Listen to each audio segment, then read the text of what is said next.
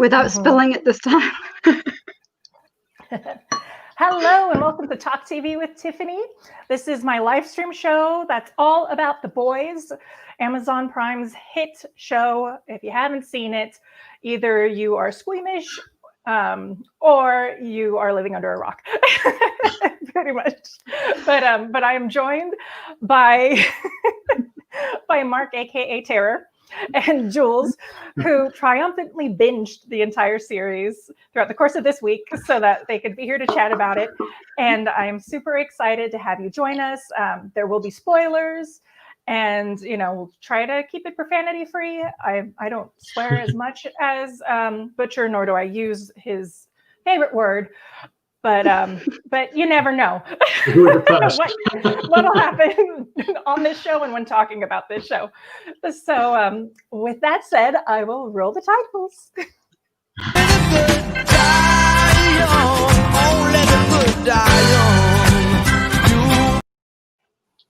That's good. I like that. In honor of the finale, it had to be Billy Joel, right? Yes, definitely. Okay, so while people start trickling in, I'll be able to see their comments on the side, so I'll put them up on the screen so everybody can see what our live chat counterparts are saying. But I'm dying to hear your thoughts while you were watching it from the beginning, first impressions, because it is a little bit jarring.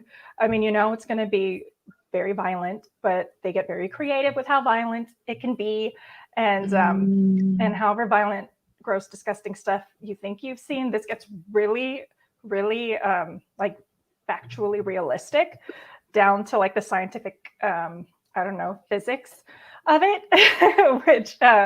which I didn't realize how much effort they put in. But if you watch some of the Inside the Boys after show with Aisha Tyler, they have Stephen Fleet on, who did the special effects for Timeless even.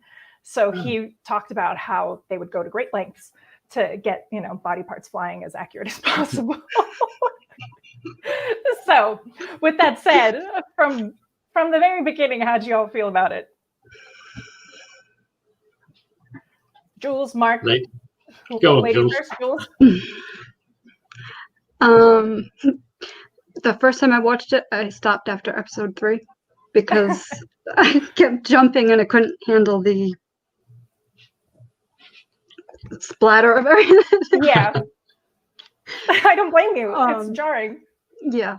But then when you convinced me to watch it again, I kept with it.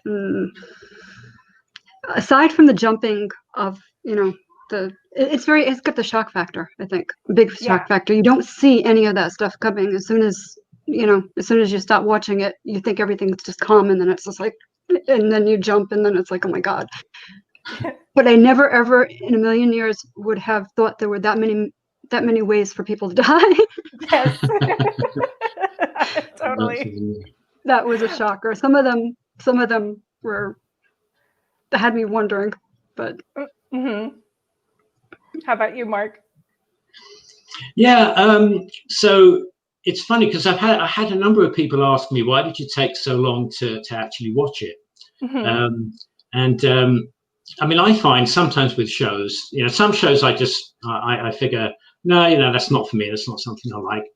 Other shows I'll jump at straight away, like Timeless, for example, obviously, But The Boys, when I heard about it, and obviously I heard it was Eric Kripke, I was interested, but it wasn't. I was probably watching a few other things at the time, and sometimes a show doesn't grab me from the point of view of, I've got to see that like now.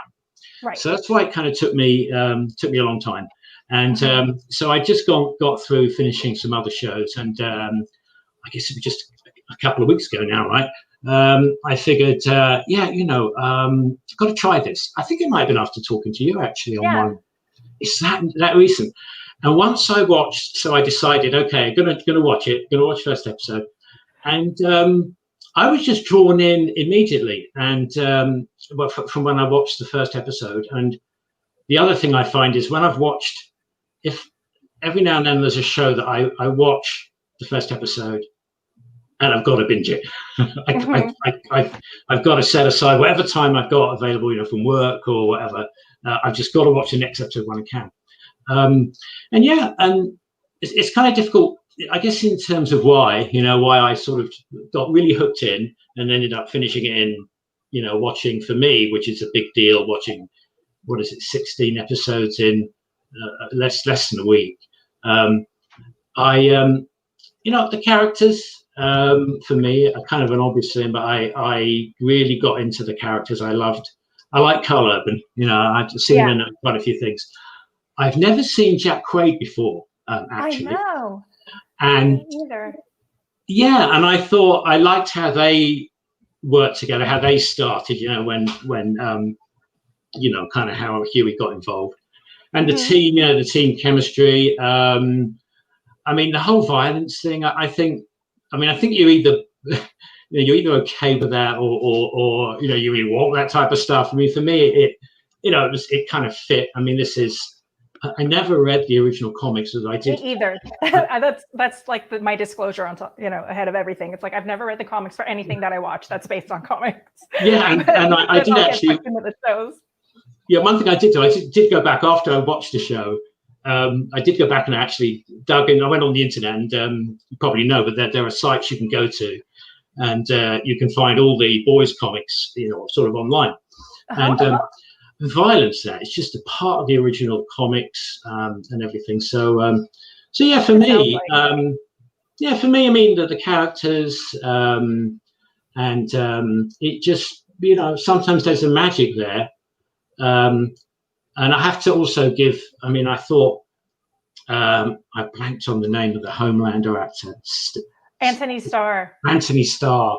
He is great. Yeah. And he's from New Zealand, Yeah, right, like Carl Urban. And when you have, when you have, I get this right, antagonist, was it? No, when you have, antagonist, Yeah, when you have someone like that who, he's just, his look and what he put into that Homelander, that kind of manic type of, I don't know if that's the right word, but that stare, he was such a great sociopath. Yeah, right. Yeah, So, it's kind of like American Psycho, like Christian Bale's super charismatic, and you want to like Christian Bale, but his American Psycho character is just chilling to the bone. It's like they have their sad story, and you're supposed to feel for them, but at the same time, he's a monster. Yeah. So, and I think so much of this show is because of the actors and just the ensemble chemistry. Yeah. And it's funny. I'm also a big fan of humor. And it takes a lot to, I think, make a show that's either not just totally slapstick or totally just, action and serious. And I thought they got that mix just right. Carl Urban was great. And I loved the bits where Huey would often have that blank kind of stare like, what the? We're doing this? We're going to do that?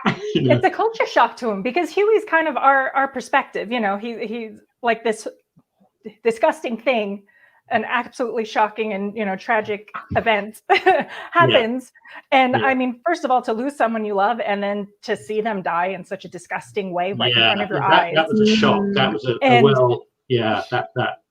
especially someone who idolized the so-called superheroes, because that's the other thing that's really fascinating about this. It just takes the superhero culture and just, completely spins it over onto its head. It's just like superheroes are part of corporate America. It's almost like, they're like a section of Hollywood where they're made, and like lots of big studio corporation that controls them. So they have images, they star in their own movies. You can't help but think of all the DC movies and the Marvel movies when they're there making their own movies, That was kind of strange, in fact, when I heard about it.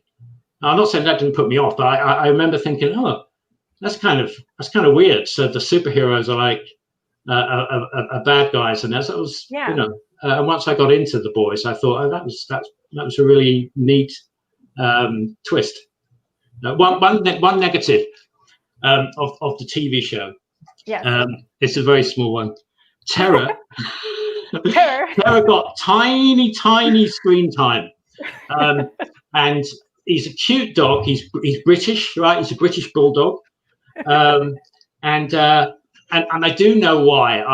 I'm not smart enough to realize this was the reason myself, but I after watching it all, I saw a couple of things on YouTube that said, Eric Kripke said, well, in a TV show, you can't, even if in the comics he's in every bit, you can't do it on TV, you know, 'cause getting a dog to act and direct a dog, you know. So they forced all of Terry's stuff into sort of like some good short number of scenes. But I must say, when I looked at the comics, it's funny because I didn't read them all, right? But I went through some of them online, and Terror, he's always by Butcher's, he's always by his side, and when Butcher's fighting bad guys, Terror's like sinking his teeth into them and this sort of thing. So, but no, I'm joking a bit, but he had to do that. There's no way he could have had Terror playing as big a part in the show. Yeah, that still would have been fun. So, even for the people who are typing in, what was your favorite like murder or soup kill so far? Or, you know, maybe not soup kill, because we have said they're very creative ways. For me, season 1, the one that really got me, that because it was gross, but it was more funny than it was gross, was the bomb enema for Translucent. Because I mean, I was like, oh my God, if you can't penetrate his skin, you got to get under it. And how else can you get under his skin? You saw that happening the moment you knew they were gonna. You saw that scene happening, didn't you? Yeah. When the light bulb goes off of on top of Frenchie's head, he's like, "Oh, I know what we need to do. It's just that's an idea." And I'm like, "Oh, Frenchie, I love you even more. You're so twisted." But that one always makes me laugh. And Huey ends up being the one to do it. I know. Right. I think that was the first time he actually got his hands really dirty. It was like his baptism into the boys, you know. Yeah. How about you, Jules? I know it's all gross too, but it is. But I think the shocking one was the courtroom one. That one sort of I didn't see that coming at all. Yeah. No, that was disgusting. Yeah. But I didn't. It was shocking because I'm just calm and sitting there, and it was like just the after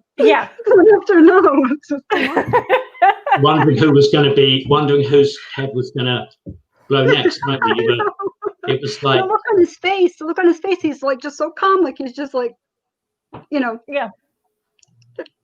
I have to ask you, Jules, if you at the beginning, so you obviously, oh God, you even stopped watching it. I think you said because it was so violent.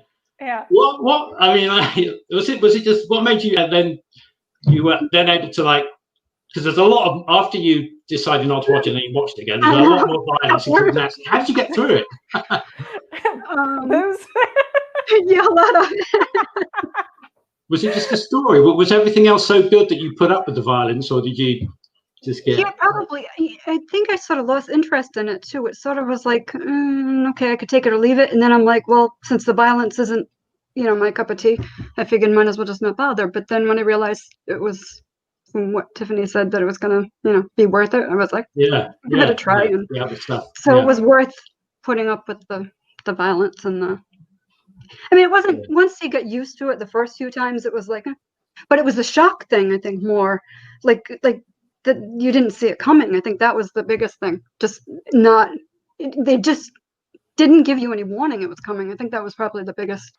No, and it's the same way with the trailer too, because it's like even with my family, I'm like, if I've been watching this and I've been telling you don't because I know it's gonna be too much and the payoff's not gonna be worth it, for them.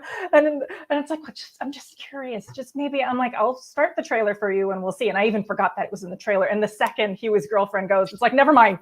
You were right. Nope. It's like at least they told you what you're getting right away. I mean, you didn't give you very much time. It's like if you can't handle this, you're not gonna be able to handle the rest of it unless you get drawn in. And didn't think it was that bad though at first. It was almost like you were left wondering what happened at first. Like it didn't sink in exactly what happened because that's well done too, because you feel just like Huey. It's like you just get ambushed the same way. You're like, what no way, and then And he loved that guy too. That was the kicker. That was sad. That was sad. yeah. Well, I Yeah. was what I was. Did either of you watch? So have you seen the Scream movies? Yes. Any? Way back then, yeah. Have you? Did you watch many of them? Just the first? Did you watch the sequels to Scream? I watched some of them. I really don't remember all of it. No. Why I mentioned it was the Scream movies are pretty violent, right? Mhm. And the first one, which was made famous by Drew Barrymore, right? And the first movie was very violent, mostly people getting stabbed every 5 minutes. But the movie was a great movie. It was suspenseful.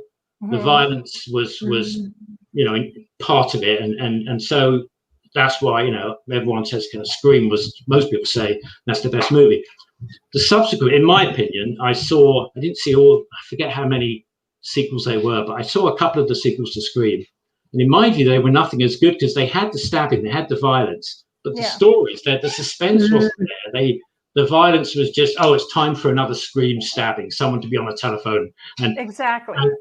Yeah, whereas in The Boys, even that horrible scene in the courtroom, right, where all the heads are exploding, you could see, well, why do they have a scene with so many? Because you were wondering what's the extent of this, right? Just where does this go? This plot or whatever. Because whoever's head might explode next, is Homelander's head going to explode? Exactly. So it was horrific, but it fit. So I don't know. I guess it's like the violence is driving the story forward, and that shock value. They keep you on your toes because you never know. Because people are in the middle of a conversation, and they seem like they're secluded, and then boom, someone's head goes. So that was the agent. That was the first time Jennifer Esposito's head go. He was the first one in the season, and you're like, who, what, where, like. Yeah. That got me actually. And so that was the first one. And I think the last one, of course, our beloved Goran Vishnik. That was such a shock. I'm like, yay, he's part of the show. He's going to be working together, Flynn and Gia together again. Flynn I would have liked to have seen more Malcolm Barrett. But obviously, I get Eric. You can only. He had certain roles for the guys to fit. So I know that Malcolm Barrett's role it made sense that he had the scenes he had. But I just like Malcolm so much. I know. Well, the good news is he's not dead. So we'll see more of him. Yeah. Okay. That's a good point. He could. He's still around. Yeah. And the really interesting thing too with the show is how it's such a creepy commentary on our culture and society and politics and like Hollywood culture, celebrity culture. Because here these superheroes are manufactured. They're all phony. They're being idolized. They were given their powers. And also, I'm curious too. Compound V. How do they know what kind of power each person's going to end up with? There was that facility too that we saw them in. That was with the really baby. Creepy. Yeah. With the baby. That was the baby, and then later on too, the one where gets attacked by the super penis. that chokes him.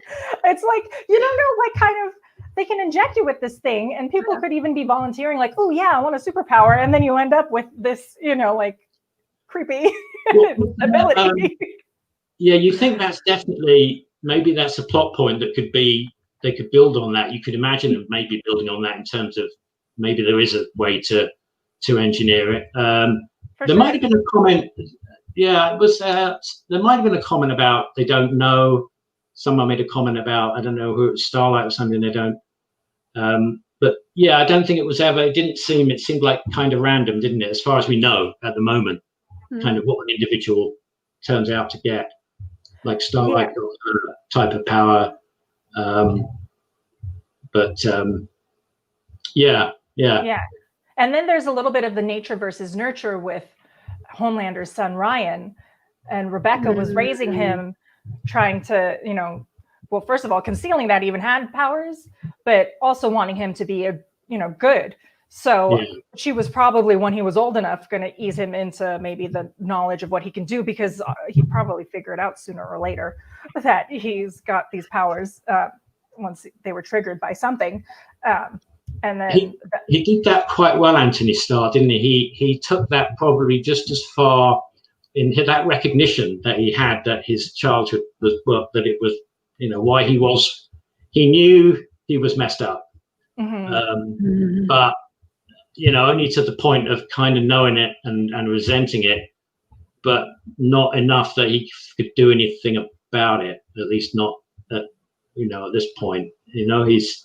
Again, I thought he did that really well, because you could just have a character like that with no depth, right? You could just have a Homelander where it was never, that's how he was created, but he doesn't have any sort of view of it. He doesn't have an opinion of it. But you had a couple of scenes, right, where Homelander said, I didn't have a father, I didn't have a mother.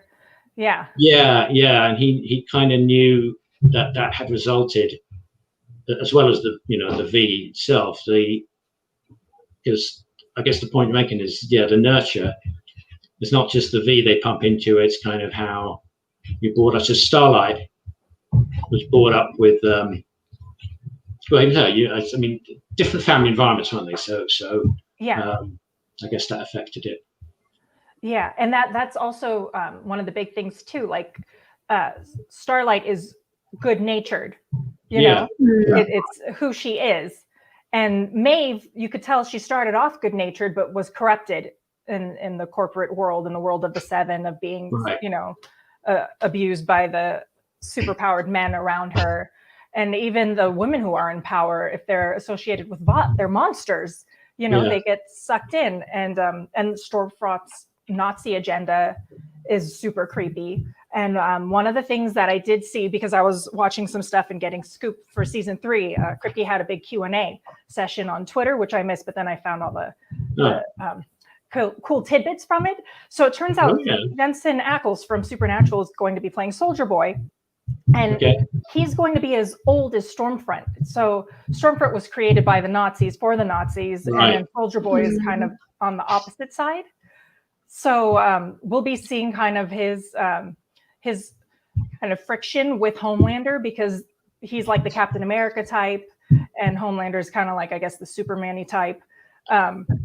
Even though both of them are douchier versions of the true superheroes, but it's going to go take us back into history too, so we kind of see the origins, I guess, of Vought and how it all started, which will be really interesting. And then to see what it's like to have someone who's 100 years old now, how they've assimilated. And Stormfront is not out of the picture. Kripke said that she is rehabilitating, so she'll be back. She won't be exactly 100% the same as before, but she'll, I guess, regenerate somehow, since she's my least favorite character. I don't like her. Yeah, no, I know I have to give Aya Cash major props, because seeing her on the after show, she's like, I'm a Jewish girl and I'm playing this like horrible Nazi person. I never thought I'd be playing a character like this in my life. The role was written for in the comic books, it's a male character, and so is Claudia Dumel's character, or Dumont.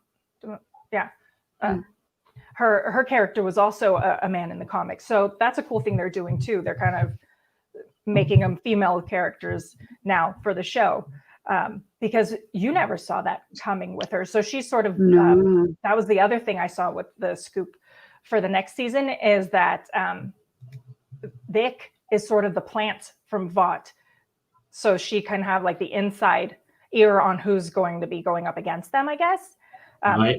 So that's sort of interesting too. So in a way, I guess she's going to be playing kind of a double ancient, but I don't understand why she blows up certain people. I guess anyone who's a threat to Vought, because if you think about it, Tenenbaum or Vonnebaum, the one that Butcher had tea with and threatened. Oh yeah. His family. He was ready to turn on Vought, and boom, goes his head. Yeah, I didn't understand why it was a certain. Yes. Ones with her. So I think she took out like her aide next to her to make it look like, oh, it couldn't be her. And then she took out like certain key figures who were probably going to be like whistleblowers for Vought. Are you saying she's a double? So you saying she's yeah. a double agent? She's not just totally. When you say double agent, who is she really working for? I think she's working for Vought. Hold on. Yeah, that was my sense was because they had you had. Yeah, she's a plant by Vought, right. And she could become the vice president or president because that's where her character leads in the comics. Yeah. That's how far she goes. So she runs the Office of Superhero Affairs. Yeah. So she looks like she's working to have like some control over the superheroes to give them a sense of accountability, but really she's there to manipulate the situation so that Vought, gets what they want. Yeah, I didn't see that coming. I didn't see that coming at all when I didn't see. Maybe I should have seen it coming. I didn't see that coming at all when. I didn't either. I don't think anyone did. I mean, I was excited, and I feel like that was especially manipulative for Timeless Fans because we already love like these characters that we see. I was like, I really like Goran Vishnik, but he is one creepy cult leader here. Like, what's with the fresca? And what is he trying to do with these people? And again, he's pinning like the washed up soups against like Vought, hierarchy corporate dudes. And what's his game plan? Like they used to be a Nazi regime, but they're not anymore. I'm like, this is bad news. This whole like the collective of it just seemed to me like a kind of cult. Dollarized cult, Yeah, it was about seemed about money to him. It seemed like he was building a cult-based business. I mean, that was my kind of take. Exactly. But it's a great role for Claudia DeMitt, though, isn't it? It's a great her role. It's a great role for her. She had the biggest, out of the three. She had, hers was the biggest role actually. Really, and because she's sticking around. She's sticking around. She'll be there in the third series. Yeah, and now I'm scared for Huey. Sorry, just getting a refill. That bit at the end. So, Mom brought it. If there wasn't going to be a third, if you didn't know there was going to be a third series, you could have thought, she's going to bump Huey off there at the end. She closes the door, and you think, okay, who have you? She asked, so who have you told? Have you told anyone? No. And so she closes the door, and if you didn't, I mean, we know. I guess we know there's going to be a third series, and I'm sure. I guess Hugh is going to be around. So, but that looked kind of ominous at the end there when. Well, I think Huey thinks for the first time in his life he'll be standing on his own 2 feet, but he's going to now end up being Vic's pawn. Like before, he was Butcher's puppy dog, kind of trying to see. He could help the boys, and now he wants to help in his own way, but he's going to end up being in the lion's den with right. So poor Huey is just always going to be the poor kid that's around. I do like that he and Starlight are together though, and on the same page. I think Starlight's one of the best because she's been true to herself throughout all of it. She called out the Chief for his sexual harassment publicly, and I mean that the season 1 Gil scene, the Me Too revenge. Oh my god! I mean, first of all, I never thought that something like Gil's could become a character of its own. But between like the Gil rape in season 1, which is a sentence I never thought I'd say, and then Patton Oswalt singing as his Gills in season 2 while he's trying to accept himself and accept this part of himself, I'm like, oh my god, this is so many levels of just. Actually, I was more squeamish about the Gills than I was about than the violence. The violence, I know. I love them. I didn't like those Gills at all. But in a way, you like the Gills. Yes. Did you see that? I don't know. Just something about them. He said it wasn't CGI. He said it was actually really painful. They had to put prosthetics on him and blow air into him on top of his normal, like the extra stomach and all that stuff. He said he felt nauseous. He didn't want to do it and everything. He said it was horrible to do. I didn't realize that. No. Oh my I would have gosh. said, no way, CGI this, Yeah, no, they said it was prosthetics. Yeah. You could tell. I mean, she It got in looked there. real. Yeah. Maybe I liked him. the singing might have been a little CGI. I actually felt bad for him because of all the bad luck he had with all the animals. I know, The right? dolphin, the lobster. He is the anti-Aquaman for sure. Like if you're supposed to like him. protect the creatures of the sea. I think he's the under. I know he started out. I hated him in the very beginning, but for some reason Yeah. I had a love-hate relationship with him and Homelander. But Homelander, my love-hate went to hate. But with him, I can't help it. I just have a soft spot for him. I don't know Yeah, what it is. I love I him. like the deep. I like the deep. In fact, so I guess one thing is when you look at the suits, maybe I'm thinking who would you pick if there were going to be not just Starlight, if there were going to be one or two, say, allies that she could, I guess, recruit or get to her side in a kind of intra-soup rivalry standoff, who would it be? You'd think the Deep would be one of them, right? He seemed to be. Well, he's not actually. Part of him is getting back into the Seven. Whereas someone like, I can't imagine someone like, well, Black Noir seems like just does his thing. As long as he doesn't have nuts, he's fine. Yeah, so that would be interesting. One thing I find interesting as well is where are the fault lines in, say, the Seven? If there was a kind of if there was a fault line where one side came down and thought this is wrong, us just being corporate, we need to actually just want to do this because we want to help people. Who would those people be if there were going to be some breaking that way? Starlight clearly. And it looks like Starlight got Maeve on her team. And by the end of it, that airplane video blackmail, Homelander wants to be loved desperately that she played the exact card she needed to. Maeve is he had no family. He's just been like a test subject his entire life. This is the first kind of affection he's seen, and it's from a bunch of strangers.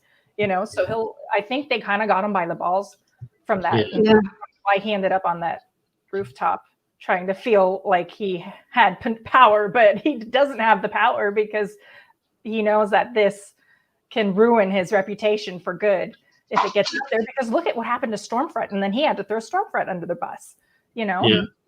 So and she's okay. Stormfront. Did she? She didn't die, right? She got sent. They took her somewhere. Yeah, she's not dead. She was pretty much charcoaled, and all. She had some bad boo-boos. She had some bad injuries. Very, very bad injuries. Yes, but they did say in the highlights I was seeing for season 3 scoop, they did say she'll be back. She's she's in. She's rehabbing. And then you think you just regrow the limbs that were hacked off. Yeah, it seems like, but it's going to take some time. And then her just speaking German, I guess, does that English speaking part of her brain have to grow back too, or something? Because that was kind of weird too. She was just gibbering, saying stuff in German, which I'm assuming was like Nazi stuff.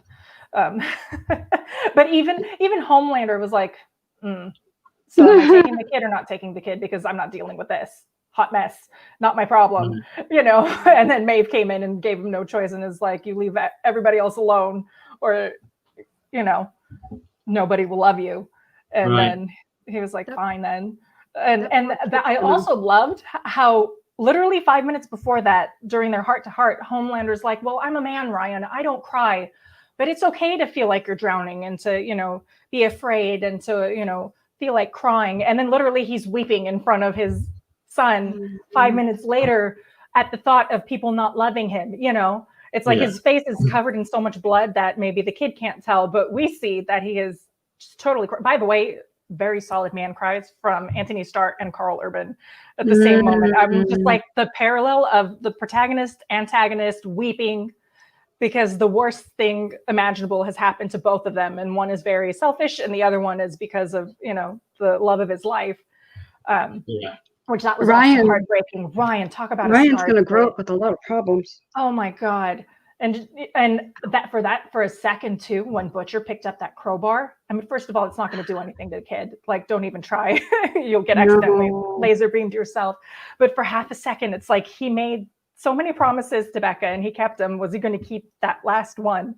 too, or is he afraid of more accidents happening with Ryan? But then you I would don't have know. been hateable. Nobody would have liked him if he did that. Everybody would have know. hated him for that. I mean, I know. and But that kid's gonna need him and Homelander to get through what he did. That for was sure. probably the only part of the whole 2 series that actually bawled my eyes out. I cried like a baby. Yeah, it was so sad. Oh my God, I couldn't believe they did that.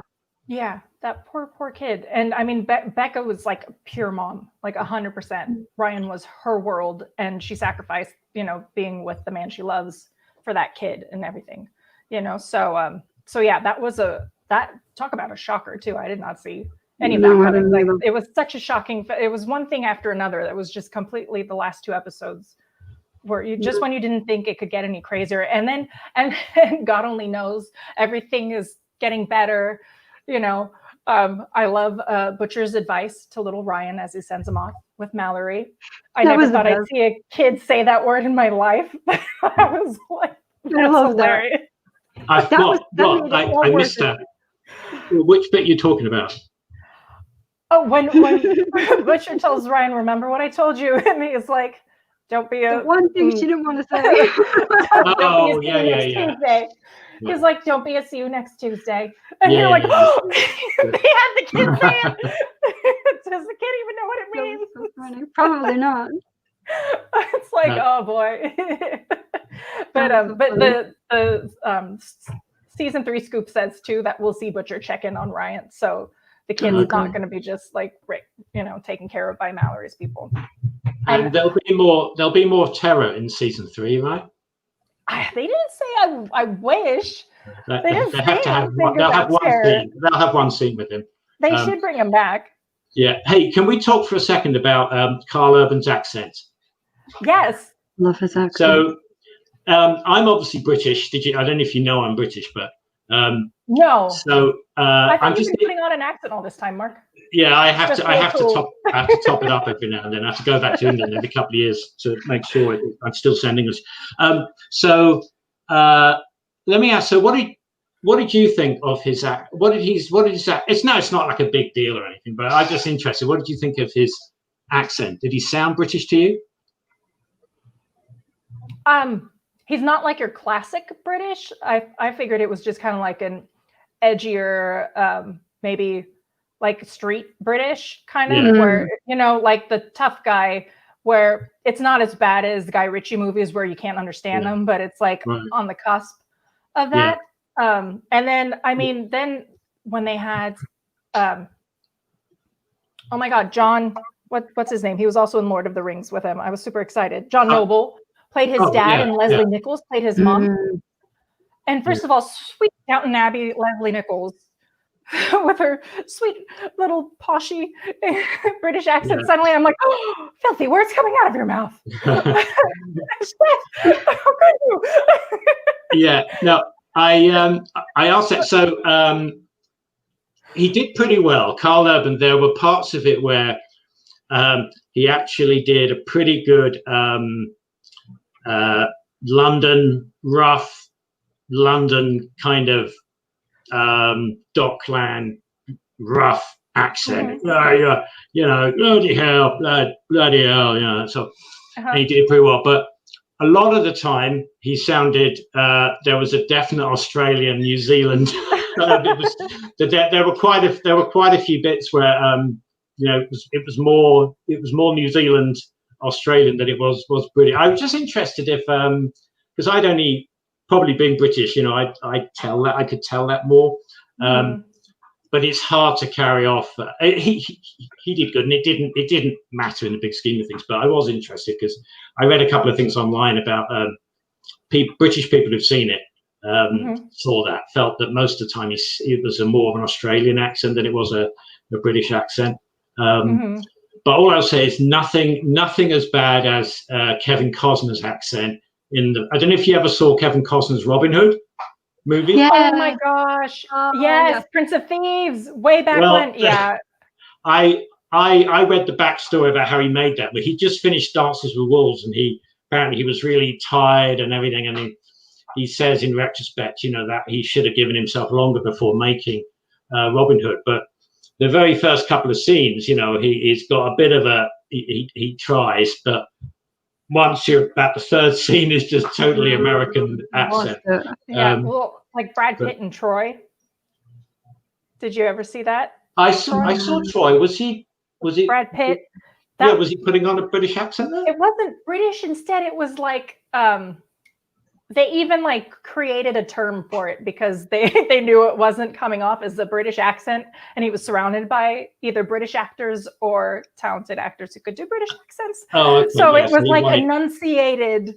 Yeah, he didn't English. Want to come across as a Midwest California. So yeah, it was like a softer enunciation, so it wouldn't be quite as American. But yeah, I know it's a hard thing to. Accents are a hard thing to do. Yeah. But it didn't matter. It didn't matter for the role. I thought Carl Urban was like perfect how he played that role. That mix of just rough as hell, but with a heart, and the way he treated Huey, you know, seemed like at the beginning he didn't really care about him, but it didn't take long before you realized he really did. So I thought his performance was really good, Carl. You know what it's like? Because he's got that rough around the edges type of thing going. It's like here, a Rhode Island accent, he would be considered street Rhode Island. Yeah. Street Rhode Island. Yeah. He had like that British accent, but it was straight. Straight, it wasn't, yeah. I get it. Like, yeah. The rough around the edges and tumble. Yeah. Yeah. For sure. I am a sucker for Mother's Milk. He is a teddy bear to me. I just love that character so much. I love that while they're planning and doing these horrific things, he's sitting there building a dollhouse for his baby girls. He's thinking about his family. They're the reason why he's doing all of this. He just wants it done and over with so he can get back to them. It was. I loved the bit where they were in the middle of doing what they were doing, you know, the boys, and he's talking to his wife. Said, "No, don't watch that Downton Abbey episode. Otherwise, he'll be an episode ahead." You know. Yeah, he watches Downton Abbey with his wife, and then he's watching Outlander on his own, and he gets caught. And he's like, "I'm off, you guys." There was some the phone conversation he had. References. Oh yeah. His little lovey-dovey phone call. After they blew the guy up and everything. Yeah.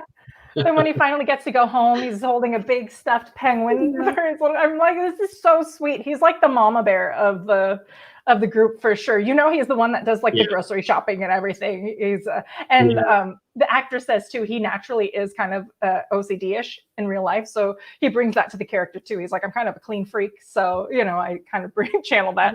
Comical. He was comical. Some of the things that he said about like the Steve Urkel comment and stuff. Some of those things crack me up. So funny. No, I love him. And Stewie and Kimiko have been really cute to watch too. Their relationship evolve. And it's funny because you forget exactly how dangerous Kimiko can be. She is, I mean, she tore a guy's face in half.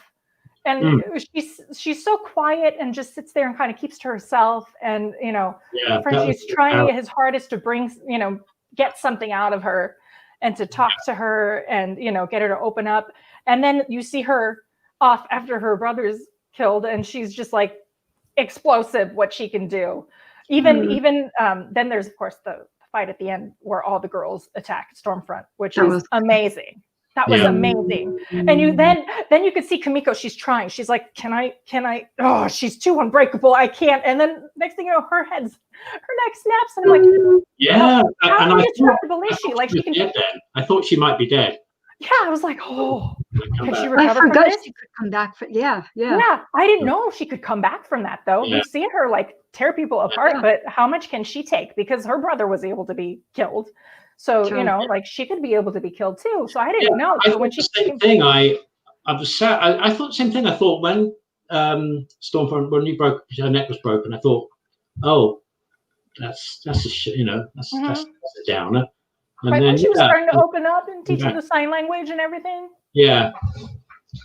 Now I'm glad they gave Kimiko a name because at least when I looked at the comics, the character Kimiko was just called literally the female of the species. Yeah. Did you notice that? Seriously? Did you notice that? Yeah. Yeah, Jules. And I don't know. I didn't go through all the comics, and I didn't. Part of me thought, well, maybe later on in the comics they changed the name. Maybe they do, maybe they don't. But I thought it was kind of weird. I'm reading the comic, and that's the beginning of the comics. They get together one by one like they do, you know. They're all called the same, you know. It's Huey, it's you know, and then it's the female of the species. Yeah. Well, it's kind of No name. the Yeah. comic. But maybe it's because she didn't speak. They didn't know who she was Maybe. in the beginning. I don't know. Yeah, maybe. You know how they had to roll, take out the story because nobody knew why she talked the way, signed the way she did and how she did. Nobody understood what she was doing. Yeah, that's a good point. The comics they had, they didn't have a brother. Sure, I didn't read enough of the comics to be honest. I just focused on the dog. But I did notice she was just called the female of the species, so I'm glad she got a name in the actual TV show. Yeah, it's a pretty one too. Yeah. It is. I do like after the fact when I don't read stuff and then I look back and see what changes they've made. I always end up liking the changes that are made for television. Like even with Outlander too. I never read the books, but whenever I read about the way they changed certain things from the book, I think it's done for the better because certain things just translate better on screen too. But they're also giving this a little bit more of a, equal opportunity twist too by turning male characters into females. And so I like that kind of change too that they're making. And apparently there was like an uproar too when they first made Stormfront a female character on the show. And I also thought it was stupid too because they were releasing the show one episode a week after doing the initial 3 episodes. People started to vote the show down apparently. And that's just, you just wait then. If you want to binge it, wait a few more weeks and then just binge the whole thing. And, if that's the way you want to watch it, but don't discredit a show. They never would have survived back then when we had TV and we had to wait weekly and you couldn't tape anything. I know. Days, weren't they? Watching Dallas or something like that. JR got shot. Now we got to wait a year or something. Yeah, I know. I'm looking at other quick scoop stuff. Oh, I was wondering too if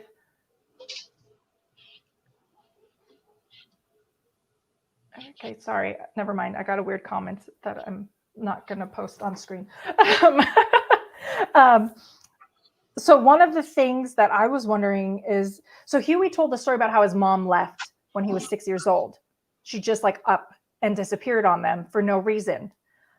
I'm wondering if that has some kind of Vought connection now.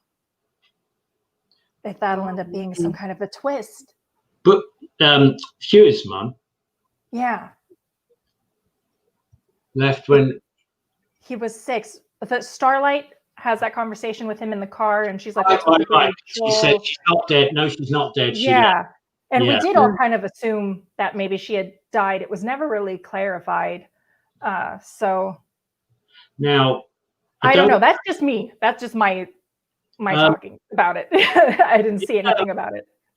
In the comic, Jules, did you say did you read some of the comics then? I started to, because now I'm curious. Well, I almost don't want to say the next thing because it's it's a comic that's.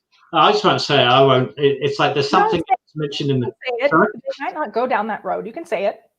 Well, yeah, it's not big. So in the comic, I didn't read the. I didn't go through, but there was a bit in the comic about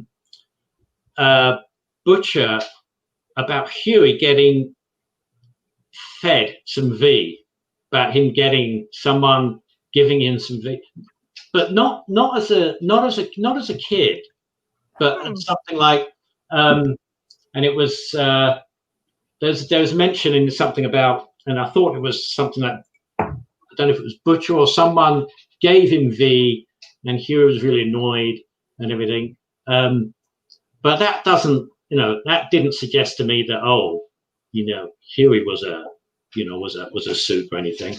No, I'm wondering if the mother could have been a soup, or if she left to become a soup, or I don't know. I just suddenly, after everything that was shocking in the season 2 finale, hearing that revelation that, oh, well, she just up and left and disappeared.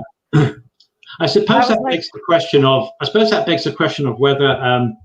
Again, I keep going back to the comics, but I guess that begs the question of whether the series 3, at some point shows divert from a book or comic series.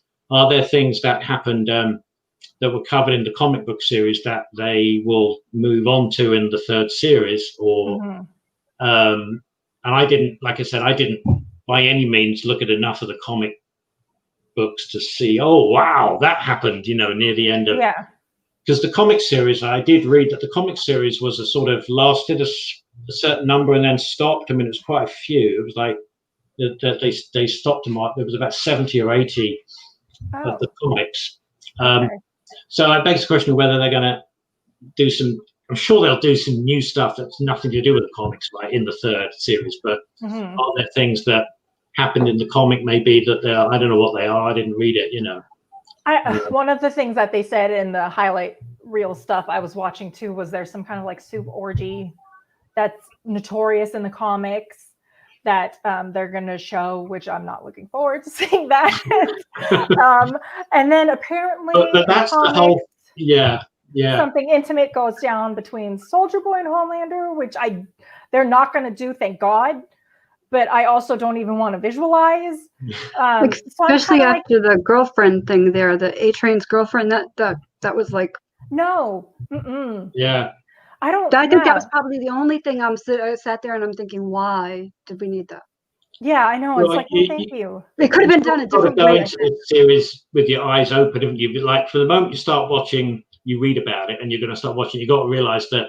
So take kindness, if you, this is not one of Eric Kripke's, family friendly, no, so yeah, I mean, that doesn't, but that would, whether it's sex or violence, it's something that you sign up for when you watch this show, right? Yeah, I know. Violent sex. That was just really maybe because of the I guess maybe because of her movies. Maybe that made sense. I guess because she was into those, the movies that she made. Oh, so I guess it would maybe it was related to that. But that's the only thing I could come up with why they would do that. I thought because now her movies were.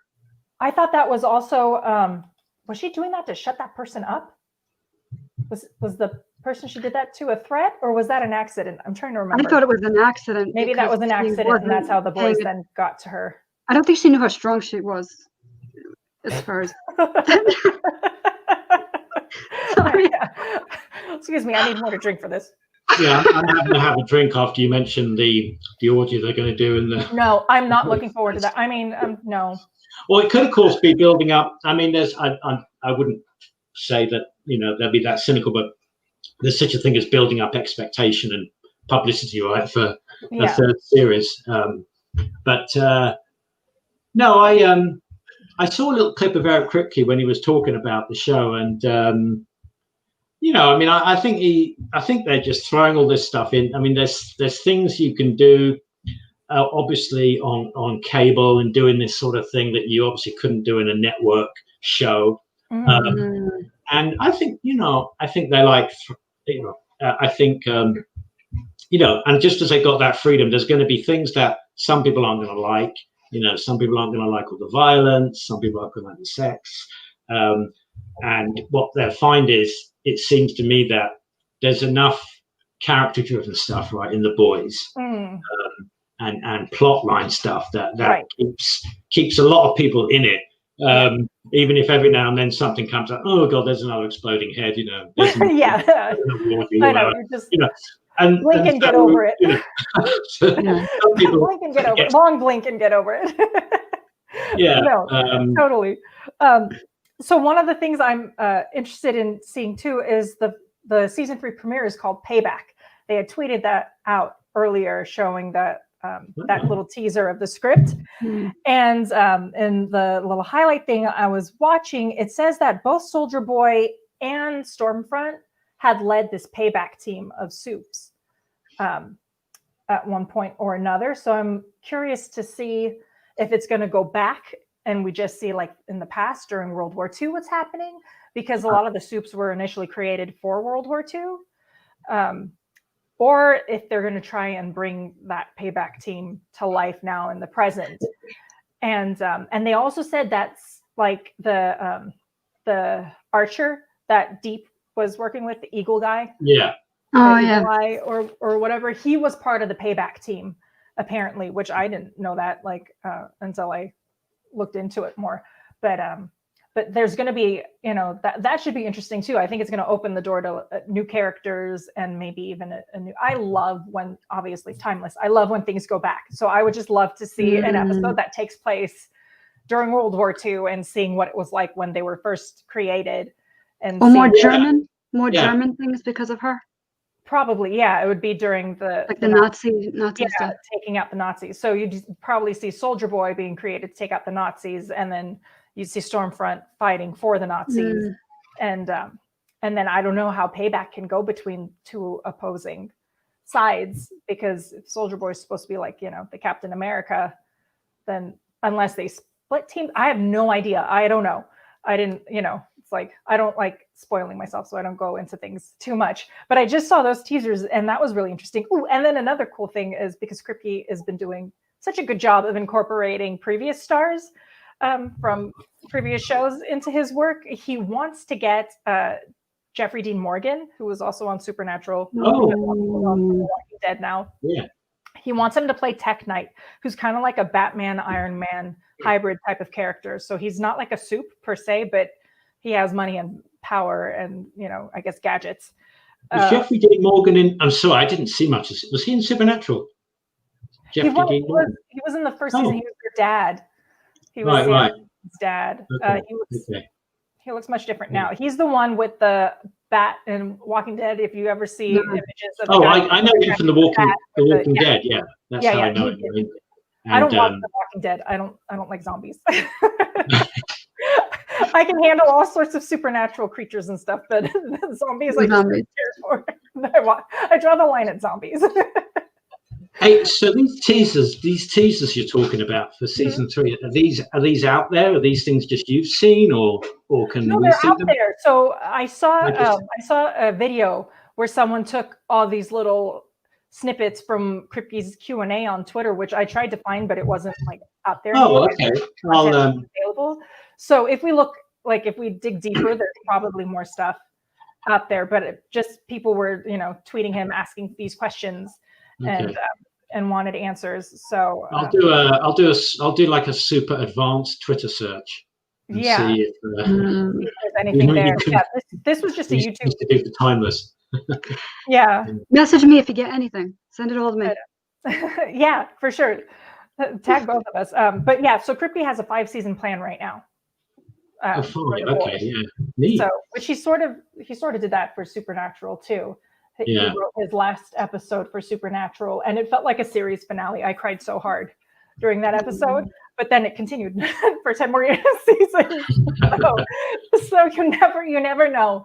But it's kind of good too. I like when a show has like a full, a holistic view of what they want, because I think that's why I really like streaming right now too, because you get a complete story. People come in, they have their game plan, they know what's going to happen. It's like it's more solid storytelling, where I feel like, network TV shows, they go on unexpectedly, they stretch things out, they have filler episodes, they try to make it 22, 24 episodes, and then there's no way you can get excellent, quality with that much. It's impossible to, you run out of ideas. Sustain that. Yeah. And I mean, even with the show is like Sleepy Hollow,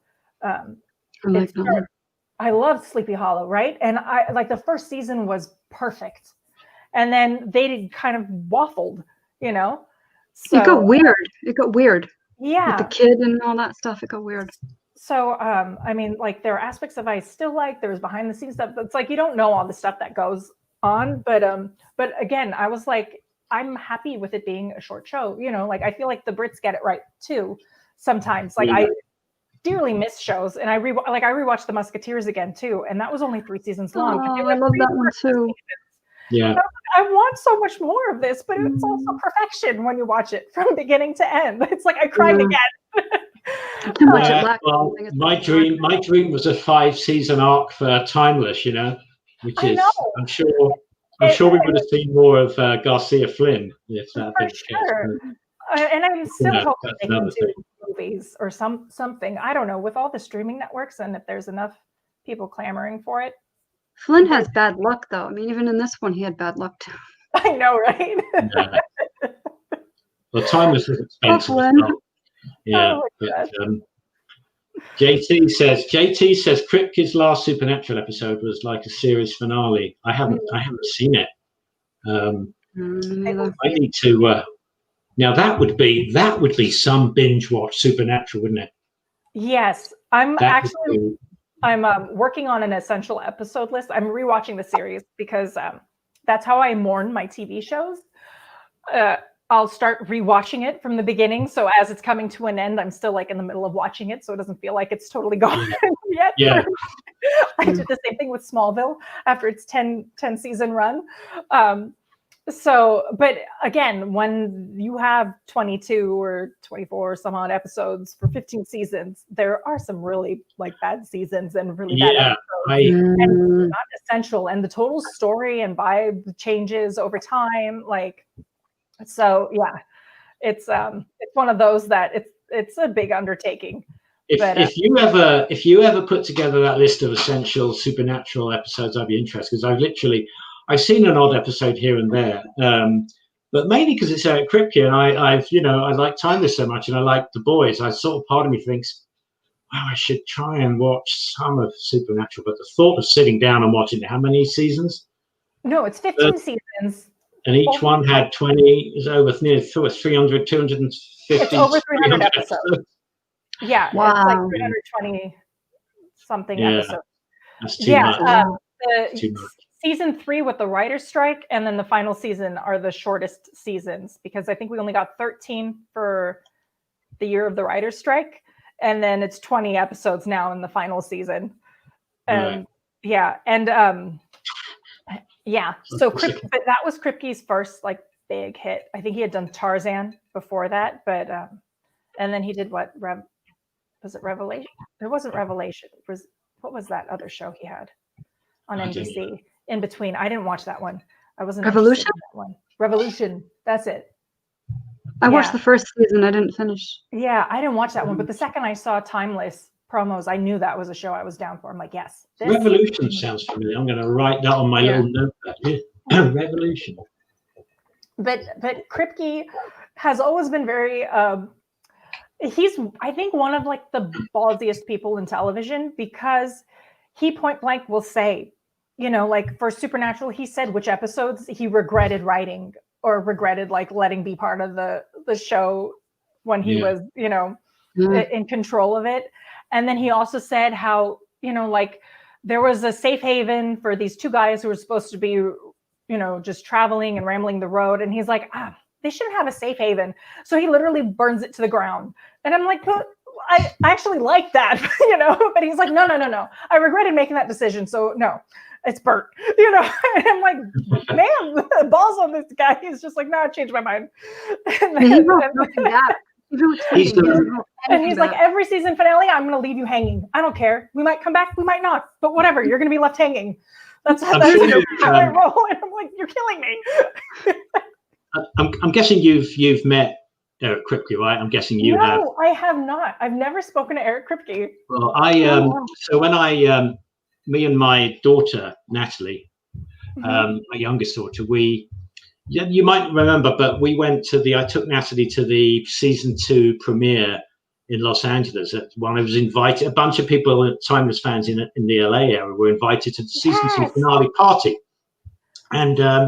So anyway, it's a great night. I met, had the opportunity to meet most of the cast briefly. But Eric Kripke is a super nice guy. He came over. Actually, two people were really nice. What's her name? Played Emma. I blanked on her name. Oh, Anne Worthing. Anne Worthing, yeah.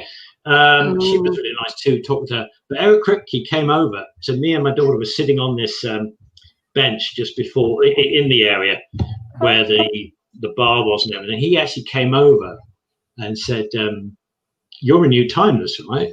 I had my cap on.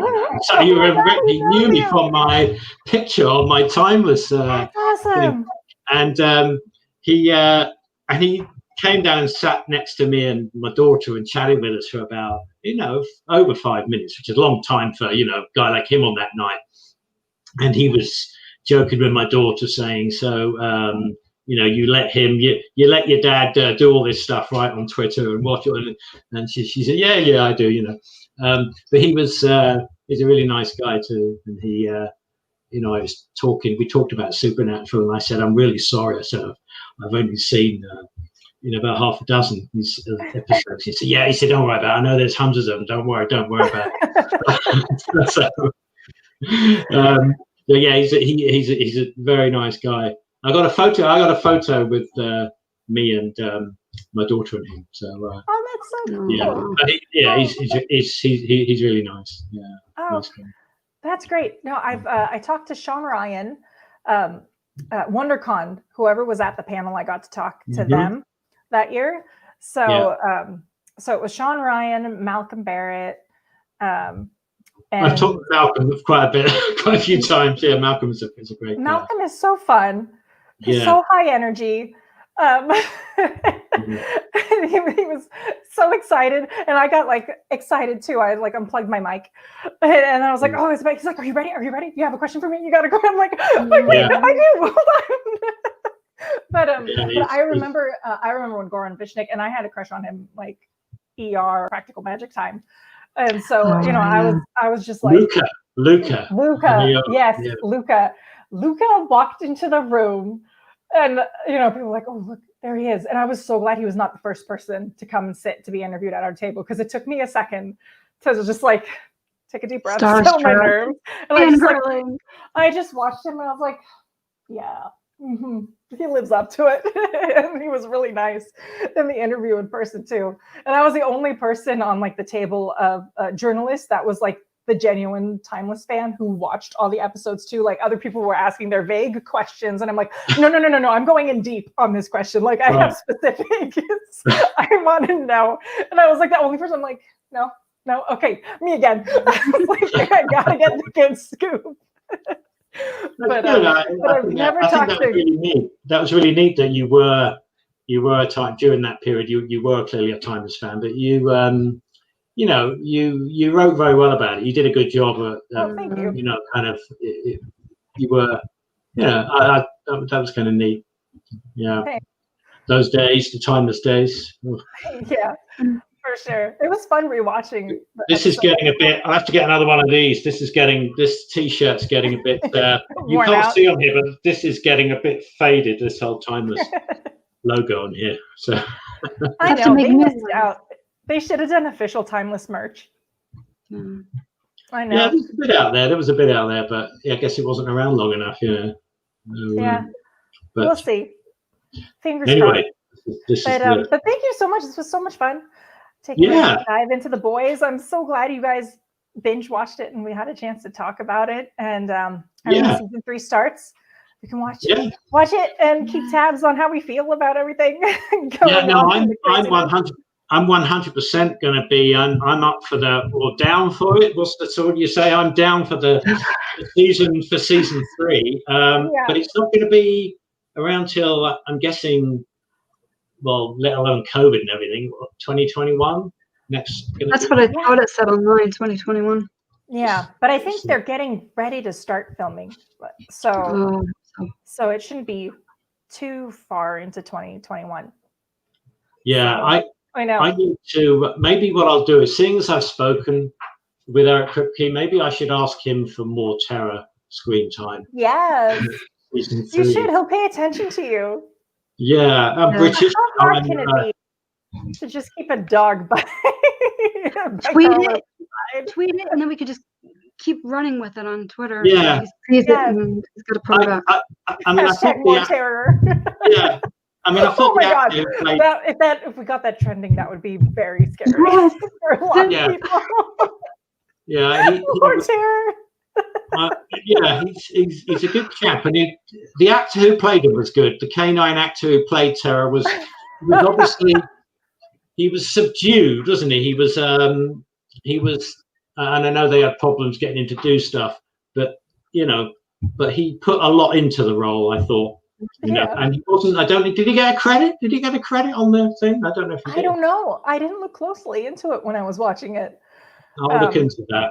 I mean, if he was a difficult dog, they could always recast. Right? Yeah. It can't be that hard. I don't know. Be careful saying that. You'll upset him if he's watching. This has been a lot of fun. This has been a lot of fun, Tiffany. It was great seeing you, Jules. Yeah. Yes, it was nice to meet you. We'll have to get some of the others to get, I know. Next week, I'm hoping to cover like the spooky shows. So The Haunting of Hill House, The Haunting of Bly Manor. If you guys have watched those on Netflix, Lovecraft Country was really big on HBO. It just finished. Evil on CBS is now on Netflix and trending. How many seasons are there of those? Can we binge them, or is it are we too? Lovecraft Country, there's just the one season, and I think it's 10 episodes. Oh, we can do it. 10 or under. And it really feels like a scary movie each week. It's produced by Jordan Peele and J.J. Abrams. It's very twisted, but it also takes place in the Jim Crow era. So it has a lot of like Black Lives Matter issues, and you find out a lot about that kind of history of all the horrible things that happened. So it's a heavy series, and then you have like the craziness of monsters and stuff. It's very like you're in the realism of the racism during that period in America's history, but then you add like monsters and all sorts of witches. This is evil you're talking about, because you might have to have another face. You might have to have another face in this box next time if someone did actually watch it. It's Lovecraft Country that was on HBO. Evil is a CBS show where you have a priest and a pragmatic like psychologist or psychiatrist. Yeah, I've heard it. And like a tech guy trying to debunk cases that come up each week.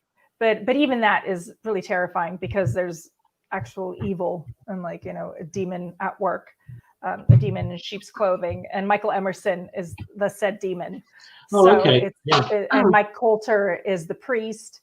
And Asif Manvi is the tech. So there is a balance again of, creepiness and humor, because you see like if exorcisms are real, if hauntings are real, if all this kind of creepy stuff. It's interesting.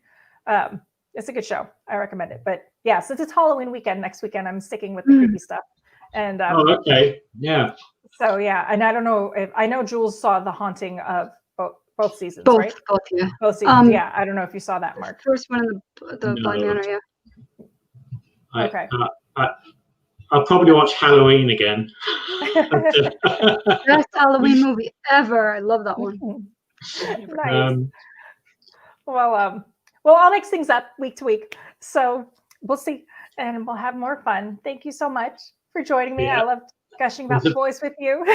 It was a pleasure. A lot of fun this end too. So thanks very much for inviting us. My pleasure. Thank you. Bye, Jules. Bye. How do I?